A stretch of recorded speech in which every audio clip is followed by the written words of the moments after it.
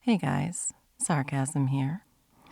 I know we usually start out right by getting into it, and I always do these sort of more cinematic pieces.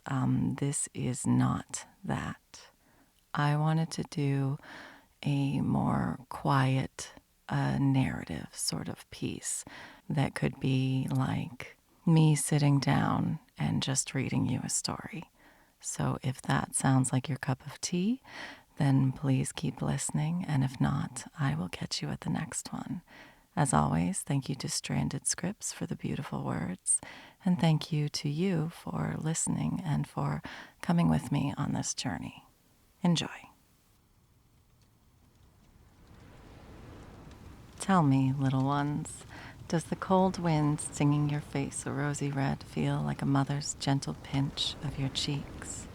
Does the frigid air turning your breaths into clouds of fog make you feel like you're breathing the memories of long gone loved ones? Do you feel your souls clench and your eyes sparkle when you see those tiny fluffy flakes float down like ghosts from the dark clouds above? Of course you do, as does any true child of Thahn. But do you know why? Do you know why, as the days grow colder, as the fields die and the seas slow and freeze around our little island that once teemed with bright sands and warm sun in the months before, that we celebrate instead of mourn? Why our people celebrate the days getting shorter and the nights colder with joy and aplomb, instead of mournfully stockpiling our food and praying for it to be over?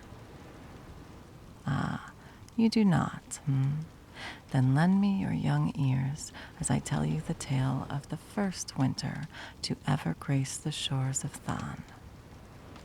Our story begins many, many grand tides ago, back when all of the gods could still act freely upon the world. In those days, Thahn had yet to see a day that could truly be described as cold. The days were either hot and dry as the sun baked down on our ancestors from a clear blue sky, or they were hot and humid, with dark clouds pouring great amounts of rain onto their heads. It was just before the longest night festival, one of the 2 holy days every year where we celebrate the gods and the day they fell from the heavens to grace our shores with their might and wisdom.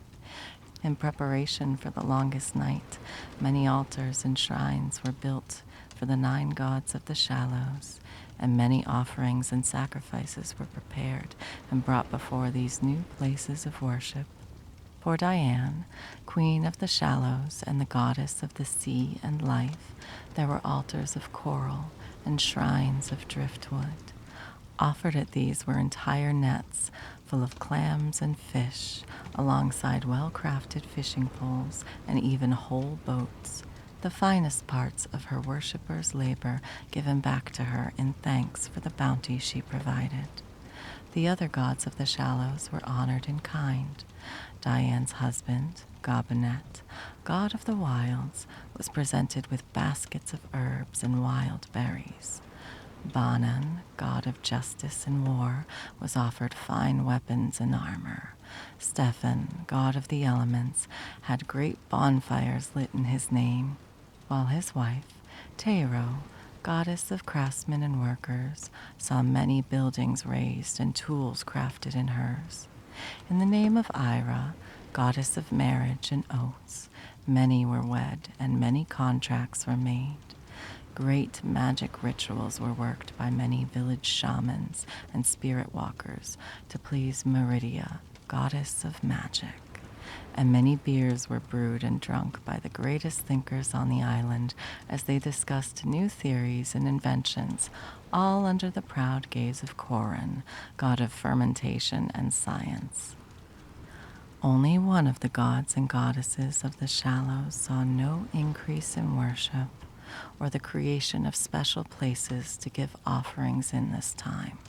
The humblest and simplest of the high gods of the pantheon of the shallows, the rammed-horned god, Luca Lewis, god of mortality, travelers, loyalty, and a countless number of minor, useless things. closer to a minor god than a major one, if it were not for the prominence of his first three domains. It was not out of malice or lack of love for Lucullus that the people of Thahn did not raise their voices high in praise to him, or bring offerings or build altars to show their gratefulness for all he did. Rather, it would be silly to build a fancy altar to offer food to a man who joined your family for dinner every third day of the month. And it would be ridiculous to sing praises and extravagantly worship him when it was much easier to simply give the man a shouted thanks or a slap on the back when you saw him on the road or in the local tavern. The God of Mortality, truly in many ways the God of humanity, has always walked among us in this way, not granting blessings from high above our heads, but instead living and working among us as if we were his equals. No other god would ever till the fields beside the common man, or break bread with them, or even deign to speak to them face to face. Only Lucullus ever has, only our God of mortals. Make no mistake, young ones, all of the gods, high or low, of the shallows or of the depths, do care for us and would never abandon us. The way the others care for us, however, is different than how Lucullus cares.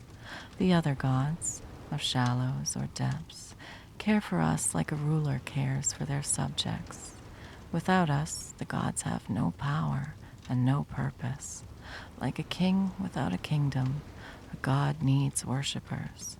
And like a king, they have the responsibility to take care of us, just as we have the duty to serve them. Lucullus, though, he cares about us like a brother cares for his siblings. Our pain is his pain, and our joy is his joy. Some people wonder if the pale-skinned man with ram horns curling from his head even considers himself a god at all, or if, as far as he's concerned, he's as human as the rest of us. Regardless of whether or not he acknowledges or accepts his own divinity, he spends nearly every moment he has outside of Pantheon meetings among us, at one village or another, just living with us and helping us. Perhaps it's no surprise, then, that when the Queen of the Depths unleashed the first ice storm to ever ravage the shores of Thahn, Lucullus was the first god to notice it, and the first to understand just exactly how much danger it posed to Thahn's mortal habitants. The Depths, the second pantheon of gods we worship on our island, rules over darker and more esoteric things than the gods of the shallows. Led by Queen Mordia, goddess of death and the cold, the gods of the depths are just as important to our survival and just as revered as their counterparts. They have always had our respect and our worship. But it cannot be said that they have not always been more frightening and eldritch than the gods of the shallows. We, as a people, have always struggled to understand and properly identify with the depths, due in no small part to how difficult it is to see their effects on our lives. The average fisherman understands the waters near the shore and how it brings him food and thus supplies the very foundation of his life. The average fisherman knows what the ocean does for him, and it is easier to comprehend what might be an appropriate way to thank the patron deity of a thing you interact with on a daily basis. The average fisherman does not know why things have to die. He struggles to see why death is necessary, and he certainly does not want to learn what an appropriate offering for a god of the dead might be. As such, it shouldn't be surprising to learn that the depths were underrepresented in the level of worship they received as the longest night grew closer and closer. Each of the high gods of the depths received a mere fraction of the worship compared to just a single high god of the shallows. This left the depths feeling shortchanged, cheated out of their fair share of the worship they needed to use their godly powers. Godly powers which they needed to continue their constant work in guarding our homes from the threats beyond mortal understanding that lurk in the deepest parts of the sea. And it is never wise to shortchange a god, my children, especially not one you rely on for your safety. Like the coming of winter, Queen Mordia's frustration and rage crept up slowly on Thahn and the rest of the gods, like a warm spring gradually declining into a brisk fall. First, she sent envoys to the gods' meeting hall in Lake Printine, informing the shallows of the slowing of prayers to the depths and the detriment it was having on both of their domains. Few gods attended these first meetings, and even fewer seemed to care for what her messengers had to convey. Most simply wrote the plight of the depths off as a matter that could be handled merely by performing some miracles and reminding the mortals of the existence and power of the depths. At the expense of most of the energy the depths received from the few faithful still on the island, the depths attempted to follow this advice, ultimately to no effect. No matter how many graveyards Mordia blessed, or how many towns Devera protected from plagues, the people's worship of them barely increased. Now, the depths had exhausted the little stockpile of faith they had accumulated and had failed to recoup that cost with new worship. The things they kept trapped in the trenches and shadows of the deep waters of both our world and the spirit realm bucked and clawed ever harder as they felt the depths' ever-faithful guard begin to weaken, and Mordia and her kin became desperate for a solution to their faith drought before the vile things beyond our plane burst their chains and set upon the mortal world like starving jackals. Desperate as they were for a solution, Queen Mordia embraced a single dark truth of faith as their only way forward. When it floods, you do not pray to the god of the sun to breach the clouds and dry up the rain before it destroys your crops and washes away your loved ones. No, you pray to the god of rain to forgive you for whatever you have done to anger them, and to hope your supplications and sacrifices are enough to appease their wrath. It was in this way that the Queen of the Depths, the Lady of Death, the Mistress of Frost, embraced her titles and brought an unnaturally cold wind bubbling up from the depths of the ocean. This wind rose from the very waves crashing against Thahn's shore, and up from the caves winding from the heart of the island to ancient sea caves far below, dropping the normally balmy and pleasant island into a frozen, barren, nearly overnight. As Mordia's cold blanketed the land, fruit began to wither on the vine, and most livestock and small game died or were driven deep underground. Entire villages went to sleep warm and content with full harvests in the field, and woke up half frozen to death with nothing but withered crops and dead beasts.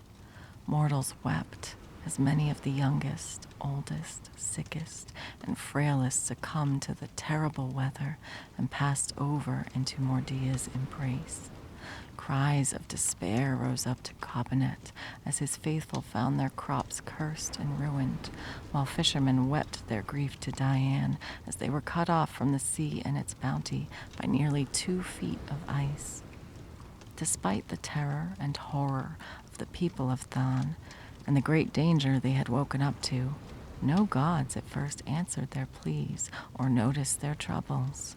Most gods who even noticed their terror merely wrote it off as the overreactions of mortals. None, of course, except for Luca Lewis, who woke up in the small hut of his adopted human family with as much terror and panic in his heart as any mortal, while his divine siblings remained ignorant of their people's plight. the horned god tapped into his seldom used ocean of faith and began draining it like a man dying of thirst drains his cup. On that day, the people of Thahn found the god of travelers to be in every village and every farm, seemingly all at the same time. Here he cradled a freezing babe while his body blazed with unnatural heat that slowly coaxed the child away from the brink. There he was showing a village how to make wooden floors elevated off the ground so that they might fill the gaps with wood shavings and strips of dried palm to keep the chill out of their homes. In another place, he could be seen leading dozens of weavers in the creation of thick blankets and long coats to shield the bodies of Thahn's people from this unnatural chill. But it was everywhere that Luca Lewis could be seen, comforting the grief-stricken and burying the dead. No village or homestead had escaped the pains of loss, and the god of mortals knew deep in his aching heart that there would be even more deaths to come if this cold was not lifted. Be it from exposure or starvation, the people would suffer, and their patron god would bleed from his heart and soul as they did. It was in these first frenetic days of the new weather, as the bitterly cold air was soon joined by powerful blizzards and biting sleet, that Mordia watched the actions of humanity and their gods from the shores of our great island. She watched for nearly a week, as the god of mortals was the only thing stemming the tide of souls into her domain, keeping alive a lone spark of hope in a pleading people. The god who, despite the fact that he was ultimately failing, that he was losing more souls than he saved every single day, still received more praise and worship than any god of the depths or the shallows. And yet, out of all of the gods, he seemed to care the least about this great bounty of power. Mordia observed with her own eyes the love, devotion, and worth that Luca Lewis gave to each human life, and how that love and devotion was returned 100-fold. She was intrigued by this god who worked himself to the bone just to save a single extra mortal, and defied her attempts to gather more necessary faith as he did so. Spurred on by this curiosity, she became determined to learn more about this strange god firsthand, and cloaked herself in the guise of the many minor goddesses of Thahn, sometimes called spirits. Thus, the goddess of frost and death, queen of her domain, first met the horned god of mortality, loyalty, travelers, and every humble thing, appearing weak and common, while the god most known for being weak and common expended more power than most used in a year for every hour that he worked. Such was his focus, terror, and exhaustion as he worked that he did not notice the plainly dressed, dark-haired goddess until she laid a cold hand on his shoulder. Luca Lewis had doffed his shirt, even in the blistering cold of that fateful day, due to the blinding heat calling his seldom used divine might caused in his almost mortal-like form. So her supernaturally cool palm rested against bare, white-hot skin. Instead of causing shock or discomfort, the strange woman's hand radiated cold that was surprisingly soothing on his overheating skin, acting like a balm as the chill it brought radiated throughout his aching and burning form, soothing sore muscles and calming some of his frantic, desperate energy. Mordia, unlike Luca Lewis, merely assumed a form that was visually like that of a human's. It possessed none of the physical weaknesses or biological components that can be found within us, but instead whatever unknowable energies and systems exist within our great divinities. And yet, When she touched Luca Lewis that day, she understood for the first time what a soaked to the bone farmer must feel like when he stumbles in from a day working the fields in freezing cold rain and finally gets to warm himself by a crackling fire with a hot beverage in his hands. The heat from the horned god's skin flowed into her divine form like it was native to her. This strange energy pooled in the core of her being and pulsed almost like a living thing, laying out a staccato beat like the pulsing of the mortal hearts she heard all around them. Raw power and energy came with this heat, imparting a shocking store of faith energy into the goddess as it slipped into her. But she did not give this power a second thought. Her mind was entirely overcome by the deep emotions that flowed into her with this power. His passion, his kindness, his devotion, and his need to protect his people were all revealed to her, as if, for but a single moment, his passions and desires were her own. The horn god gasped when he felt his muscles relax under her cooling touch, and as he finished his healing on his latest patient, he turned to her. "Lady Spirit, my apologies.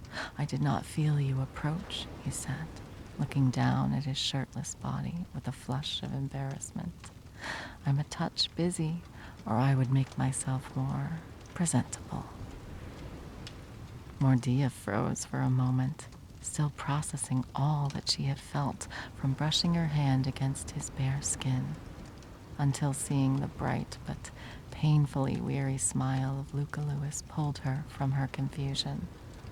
"No apologies needed, High One. I can see well how busy you must be, though I admit I do not know why you slave as you do. Surely you lose more faith than you spend on all these efforts.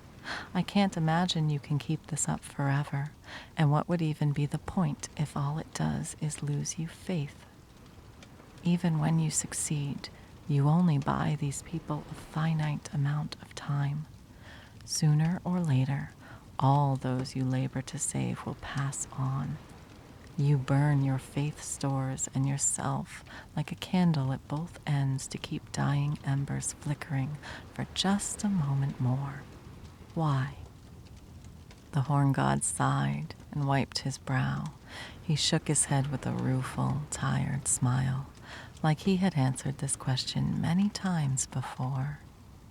"Ah, the age-old question, then.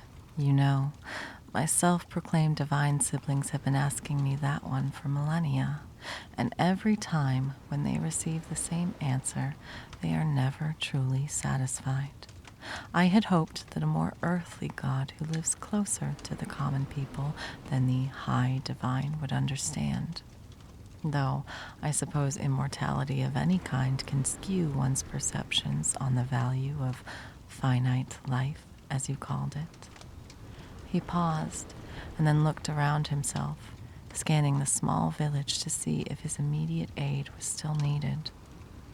When he spotted no one in significant distress, a broad grin split across his face, and he reached out to Mordia's cold hand. He seized it with a shocking vigor and gave it a gentle pull, as if asking permission to guide her by the hand. "I can't tell you why I do all this with nothing guaranteed in return, but I can show you. Will you let me, Lady Spirit?" Taking in his brilliant smile and shockingly human form, Mordia repressed a shiver and instead snorted softly. "I suppose, O High One," she said with just a hint of sarcasm as he quickly took off, pulling her along behind him. Luca Lewis's laughter rang out from his throat in deep waves as he ran through the still falling snow with the beautiful spirit's hand in his. Said spirit tried to repress a smile as the wind they ran against caused her dark ebony hair to flow out behind her like the trail of a comet. She let herself be pulled along from village to village, the hard-packed dirt roads of Thahn seeming to twist and rearrange, to always lead them where her fellow high god wanted to go, regardless of what direction they were actually moving in. At each village, Mordia bore witness to 1,000 experiences, all crammed together into one place. Children who had moments before been grieving the loss of loved ones could suddenly be found playing in the falling snow, throwing balls of it at one another and shrieking as they tried to catch flakes on their tongues. Men and women who she had seen previously smiling and laughing with their peers, she would eventually find clutching themselves and sobbing in silent corners, refusing to let their friends and families see anything but a strong front that they could lean on. Luca Lewis showed her humans that had given up and laid down on the floors of their huts, unable or unwilling to do anything but wait for death after everything that had happened.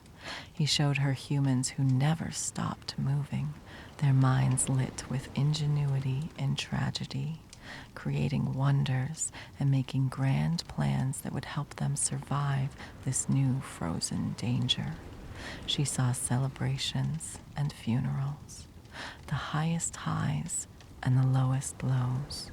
She saw homecomings and long enemies finding forgiveness and redemption, just as she saw families shatter and blood feuds be sworn that would last generations. As the darkest, coldest night bore down upon the island of Thahn, promising to be darker and colder than any before it, Mordia saw humanity in all of its possible permutations. She saw its failures and its victories, its weakness and its strength. She saw hope wither and die, but she also saw it bloom and prosper like never before. Most of all, she simply saw humanity, the emotions, the motivations, the unspeakable and unexplainable quality of mortals that drove them forward even when they could not see the path. They ended their whirlwind tour of the island in turmoil, on top of a hill overlooking a frozen forest. Mordia lay in the snow beside Luca Lewis, watching the glow of the sun through the ever-present snow clouds slowly fade into the horizon. I still don't understand, High One. I asked you why you waste your time on the mortals who give you so little in the end. And all you have done is show me this island and every soul still living on it, she said softly, as she watched the sun fade away, looking out across the frozen calamity she had wrought with her own godly power. Something tugged deep inside of her as she went over every moment of the day in her mind with perfect clarity. Something tugging at parts of herself she did not understand and could not put into words. Please, Lady Spirit, Luca Lewis is fine. Luke, in fact, would be preferable. It is what friends call me. Friends, are we, Luke? She chuckled softly, tracing the hand that he had not released since their tour started with her thumb gently. You don't even know my name. But fine, friends then. Would you answer your friend's question then, O easily distracted god of mortals? He gave a deep laugh and then turned a weary smile on her, a fond sparkle flickering in his eyes. Oh, all right, my lady spirit. Apologies for my lack of perfect focus. Keeping so many instances of myself around this island and focusing on this conversation is beginning to tax me. Rarely do I perform true miracles, you see, and I have stockpiled quite a bit of faith. Despite that, the actual amount of worship given to me is nowhere near as high as my stockpile would suggest, and I am beginning to eat through my energy faster than I gain it now. He shook his head, and grinned sheepishly once more. Ah, but I digress again. You asked why I bother with them, with my mortals, when they break so easily and burn so quickly. But let me answer your question with some of my own. When was the last time you found yourself feeling, truly feeling, for something that was not related to your domain?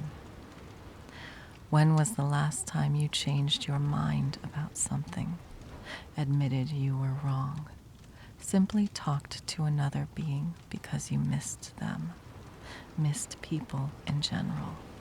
When, my dearest lady, did you last put your whole heart and soul into a thing? Mordia was silent for a moment, then a moment longer, and then she spoke softly but confidently.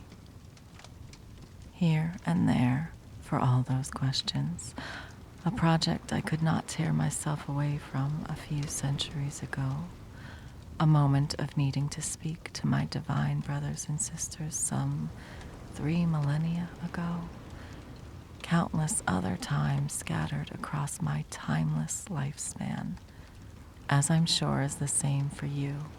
What point are you making with this? Surely you don't mean to imply that only mortals experience these things. Luca Lewis shook his head. Nothing so crass. No, I merely wished to highlight how immortals see things. You missed your family painfully enough to visit once in 3 millennia. The last time you put everything you were into a project was a century ago. You had to actually think before you remembered the last time you felt extreme, intense emotion. But mortals, they experience all of these things and more every single day. There is no downtime between a mortal's happiness and their sadness. They love with their whole chest and hate with all their passion in the same breath. You say that they are embers that burn briefly and then flicker out. But you're wrong.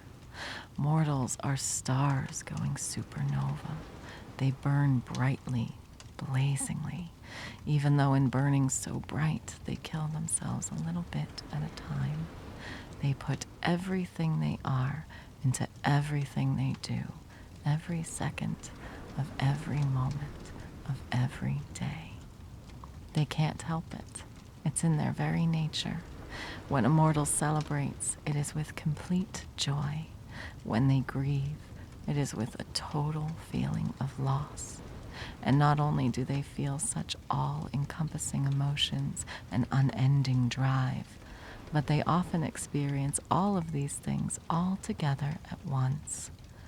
Joy alongside grief, alongside an unending desire to keep pushing forward, and 1,000 other emotions and feelings tacked on. Luca Lewis took a deep breath and then let it out through his clenched teeth. You asked why I give everything I have into keeping each of them alive for even just a second longer. It is because a supernova burning is one of the most gorgeous, inspiring things you can ever see. If you have ever had the privilege to see a dying star release every color and shade in the universe in its death throes, then you know that you would give anything to prolong that sublime experience for even just a moment, just a second longer. So it is the same with mortals.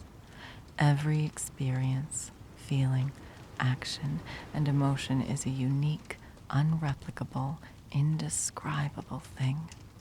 And every second that each one has the chance to exist is a blessing.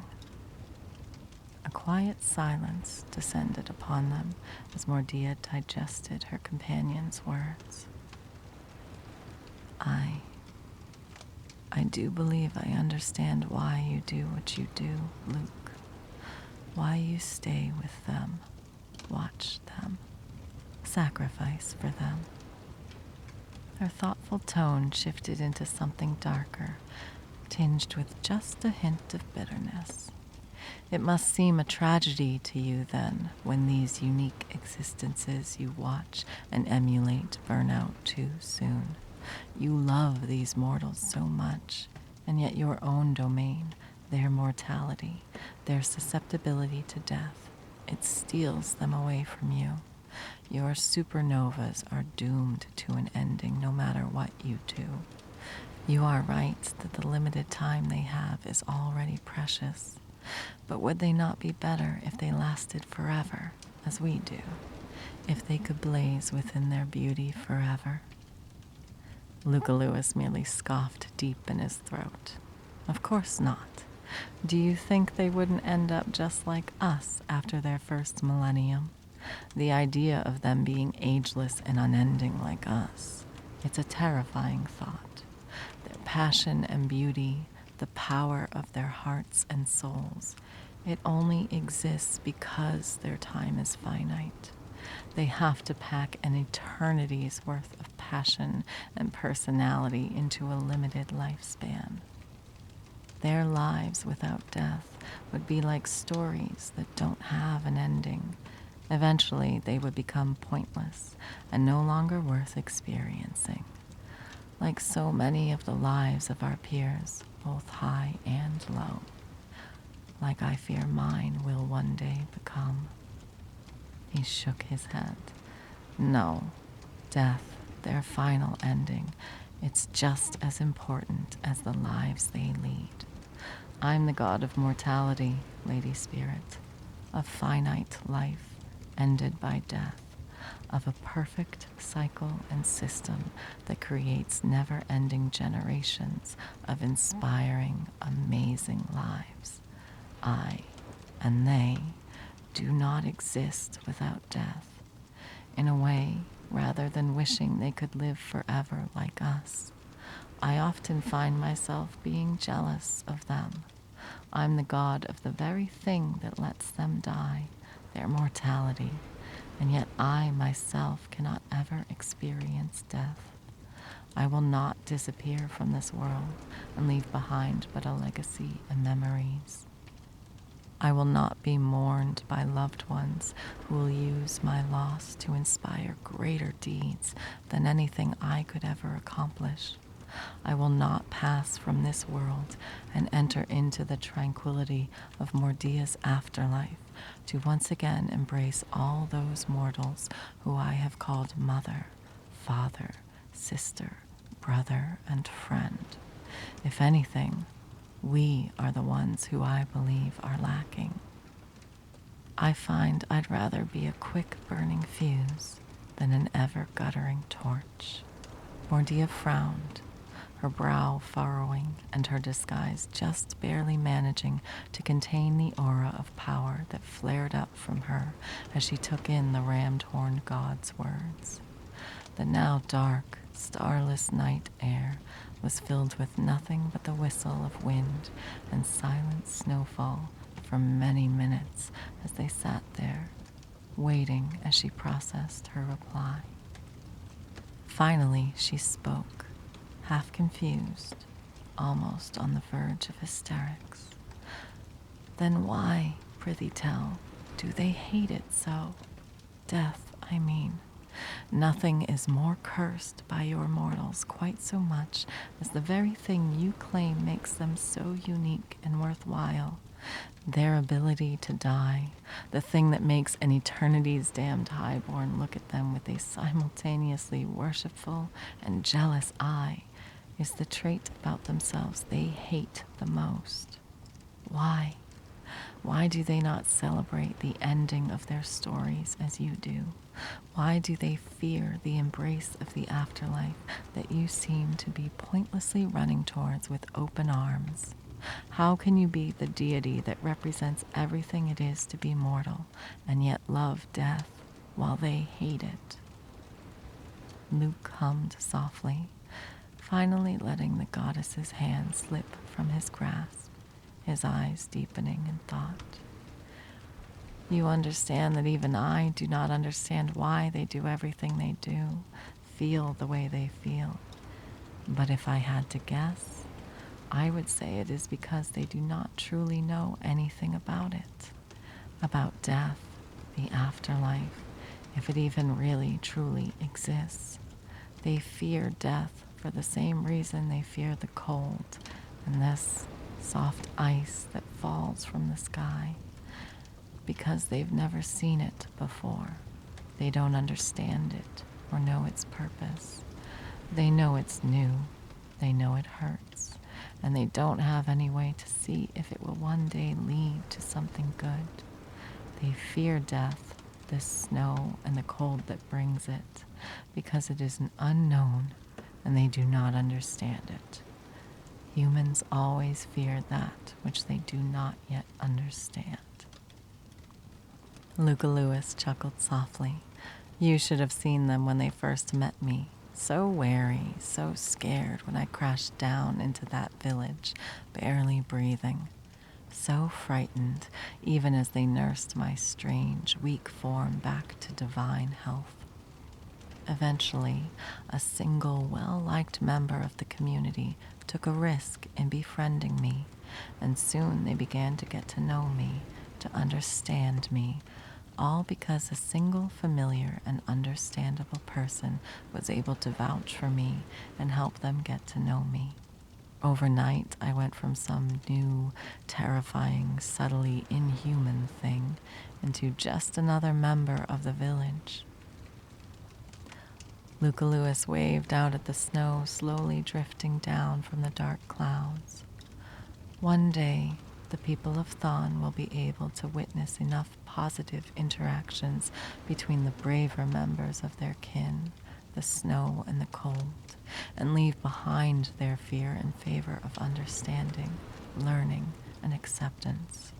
But death, the afterlife, what do they know of it?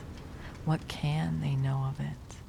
No familiar messenger returns from the depths to tell them of the beauty of the afterworld and how kind and protective the gods that watch over them are. They are told that their loved ones who have passed away wait for them there, but pretty words have no true weight when there exists no way to verify them without dying yourself.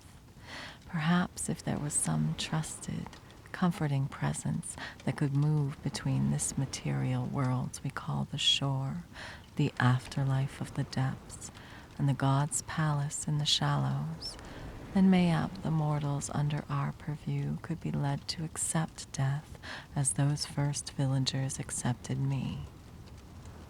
Luca Lewis turned away from the disguised high divine goddess and shook his head with a sigh. Of course, death itself is much more terrifying than just a strange, sickly, glowing man with ram horns who crashes into your village square. You'd need more than just a well-trusted and respected member of the community to vouch for death and the goddess that rules it.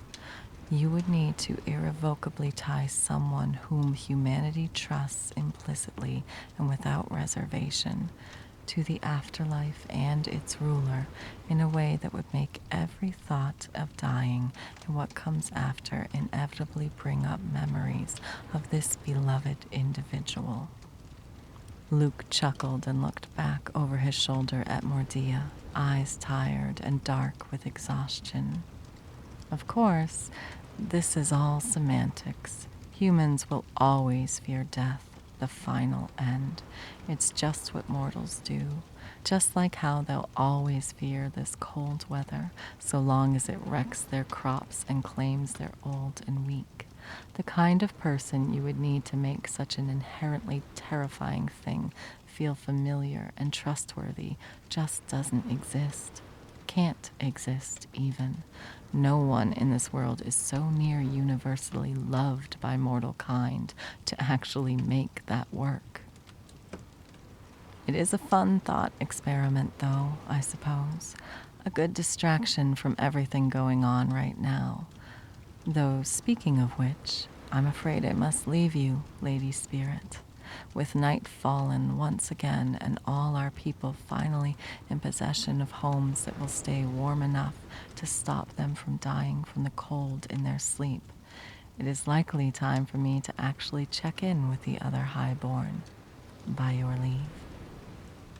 Mordius stood and took the horned god's hand, kissing the back of it softly as etiquette demanded. By my leave, Luke. Go, catch up on your missed duties. And for Origin's sake, hold back some of your extra selves. You've burned enough faith already these last days. Rest yourself. Relax.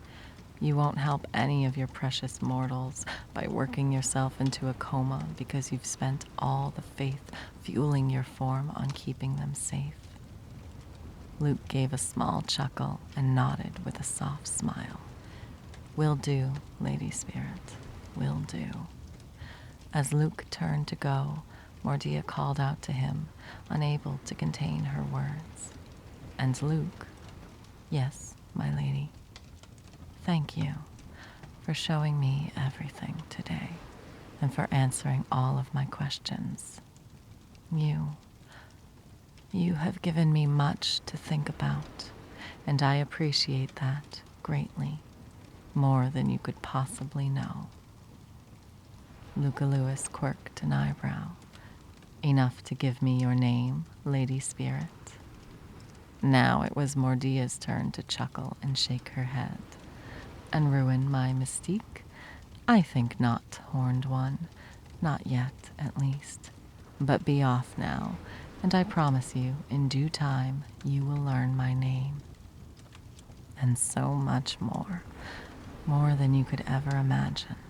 Agreeable, dear Luke? Soft white light flushed through the horned god's cheeks as he blushed under the woman's words and gaze. Aye, he stuttered as he stepped towards the road that led them to this place, and it twisted and stretched as it whisked him away towards Lake Printine. That, more than agreeable. I look forward to it. And then the god of mortals was gone, off to join the other high gods who had finally begun a quorum to discuss what to do to save their people just 2 days before. Mordia knew from the representative that she had left with them that they had so far failed to offer any kind of solution or idea that would solve their faith deficit. They had given up on plans of reacting with force early on, out of fear for the power and ferocity of the gods of the depths, and were now grasping at straws trying to find any answer that would appease her. Little did the Shallows know that one of their own had just provided her with the very answer she had been seeking, entirely by accident, of course. It was such a simple, elegant solution, really. All she needed was to tie herself irrevocably, and preferably positively, to someone humanity trusted without reservation. Then, in time, their devotion for that person would become hers as well, and through her new pipeline of faith, the depths would have what it needed to once again lock down the gates beneath the sea and seal away the monsters within the ancient abyss once more. And Luke couldn't think of anyone who they'd love enough to trust the embrace of death for. Truly, I suppose he's the god of handsome and oblivious men, as well as mortals and all his other domains, Mordia said under her breath with a laugh as she waved a hand and disappeared in a puff of snow and howling souls. It was obvious to anyone with eyes that humanity loved and still loves Luca Lewis beyond any other god or entity that exists on our world or any other. If anything could blunt humanity's fear of the unknown, make warm the cold beyond of the afterlife with mirth and love, it would be him. Mordia shed her illusions and once again assumed her true form as the high god of death and winter as she appeared in her courtroom and sat down upon her ancient throne. As for how to tie him to me, well, her eyes landed on the empty throne beside her own, a twin made for her future partner, her eventual equal, if she could ever actually find one, of course. Her face split into a playful yet hungry grin. I think I have the perfect solution right before me, don't I? After all, it isn't right that the god of mortals should never find a resting place in the afterlife, hmm? About a day passed in between the pair of gods' first meeting and their next one. Luca Lewis spent this whole day in hot debate with his divine siblings, trying to come up with anything to protect the people of Thahn from the wrath of the goddess of death. Nothing that could get approval from every god of the shallows was ever suitable to the representative of the depths, and they wasted hour after hour on endless arguments that ultimately led nowhere. And so it continued until Mordia returned to Lake Printine the next day, face resolute, but unable to keep a small smile off of her face. Lords and ladies of the shallows, you have failed to meet the demands of myself and those gods of the depths whom I represent, gods who even now fight to keep the terrors of the deep from rising to the surface and feasting upon us all, who need the faith they have so far been denied to continue their work. But rejoice, for today, and today alone, I come with an extended hand of mercy, a way to restore worship to the depths and empower myself and my brethren to protect our nation and people, one that only requires a simple little action that can be performed right here and right now. Queen Diane cleared her throat at her fellow monarch's declaration and inclined her head, trying not to show her relief at this nightmare finally coming to an end. Pray tell, what action can we take in this room today to return balance to the worship of our island? Name it, and it shall be done, if it is indeed possible, of course. Queen Mordia smirked and flicked her eyes across the assembled gods, her lips twitching just slightly as her eyes passed over a familiar horned head standing near the back, eschewing a seat. Oh, I assure you, Queen Diane, it is very possible. Mordia chuckled darkly. A man wiser than myself revealed the secret to rebalancing the worship of our people back to a stable level for the depths. We are an unknown, mysterious quantity that the people do not understand. We need new blood, a God that already has their love and faith, who, by their allegiance to us, will naturally pull worship back to our pantheon, to tie our pantheons together forever in the people's minds, connecting worship of the shallows forever to the worship of the depths in their minds, and the worship of the depths forever with the worship of the shallows. I request, no, I demand a formal alliance sealed with a marriage, as is traditional, to bind us together in the minds of the people of Thahn. The room went quiet, every god staring at her with widened eyes. Diane broke the silence, speaking through gritted teeth. Pray tell, Queen Mordia of the depths, who would you demand that one of our number wed to seal this deal of yours, this alliance? Mordia released a single short bark of laughter. Why, to myself, of course. I have been a queen without a king worthy of her for far too long, I think. I aim to rectify that now. And before you ask me who I expect you to give me as my groom, I'll just tell you and save us all some trouble. I want him. Mordia raised her hand and pointed a single finger directly at the ram-horned god standing in the back of the room, clutching his staff so hard that his knuckles glowed white. I want Luca Lewis, the god of mortality, traveler's loyalty, and every other tiny thing no one in this room ever bothered to claim. Most beloved of the people of Thahn, whether you choose to admit it or not. Death is owed the life of every mortal in the end. Their rightful place has always been and will always be the afterlife. I am the goddess of death. As my domain has no meaning without mortals to fill it, I have begun to find that I have no meaning without the god of mortals by my side. Just as every mortal soul belongs in the afterlife, he and the love the people hold for him belongs with me. Silence once again descended upon the hall, and the tension could have been cut with a knife.